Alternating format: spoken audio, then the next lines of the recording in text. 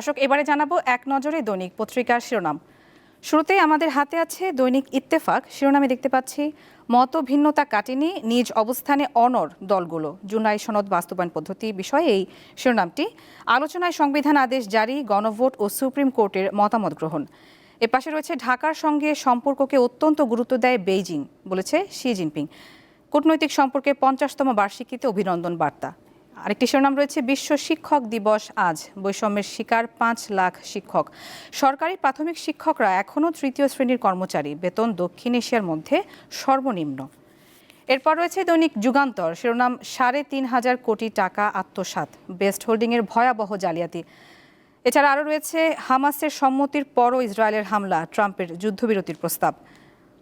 যুগান্তরে আরও রয়েছে, চাঁদা তুলতে বাধা দেওয়ায় পুলিশ কর্মকর্তাকে মারধর। আরেকটি শিরোনাম, মধ্য অক্টোবরে একক প্রার্থীরা পাবেন বিএনপির সবুজ সংকেত। দৈনিক প্রথম আলোর শিরোনামে দেখতে পাচ্ছি, খুনের 52% মামলায় সব আসামি খালাস। পিবিআইয়ের গবেষণা, খুনের মামলায় সমঝোতার সুযোগ নেই, দ্রুত ও মানসম্পন্ন তদন্তের ওপর হামলার ফলাফল অনেকাংশে নির্ভরশীল। আরও রয়েছে, দলগুলোর সঙ্গে আজ আবারও ঐক্যমত্য কমিশনের আলোচনা, জুলাই সনদের বাস্তবায়ন বিষয়ে এই শিরোনামটি। কি হবে জানি না, গাজার দিকে যাচ্ছি, বলেছেন শহীদুল আলম। অবরোধ ভাঙতে গাজা অভিমুখে যাত্রা। ট্রাম্পের আহ্বানের পরও গাজায় থামেনি ইসরায়েলি হামলা। এরপর রয়েছে দৈনিক বণিক বার্তা। যুক্তরাষ্ট্রকে দেওয়া প্রতিশ্রুতির মতোই শুল্ক সুবিধা চায় জাপান। আমদানি রপ্তানি বিষয়ে 23-24 অর্থ বছরের একটি সংক্ষিপ্ত পরিসংখ্যান দেখতে পাচ্ছি এখানে। বণিক বার্তায় আরও রয়েছে, দেশে শিক্ষা ও শিক্ষকের মান দুটোই নিম্নমুখী।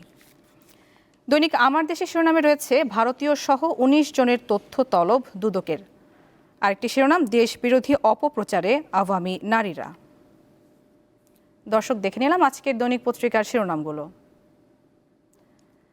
শেষ করছি দীপ্ত সংবাদ। পরবর্তী আয়োজন বেলা 1টায় বাণিজ্য সংবাদ দেখার আমন্ত্রণ। এছাড়া তথ্য ও বিনোদনের অন্যান্য খবর পেতে যুক্ত থাকুন দীপ্ত ডিজিটাল প্ল্যাটফর্মগুলোতে। ধন্যবাদ সবাইকে।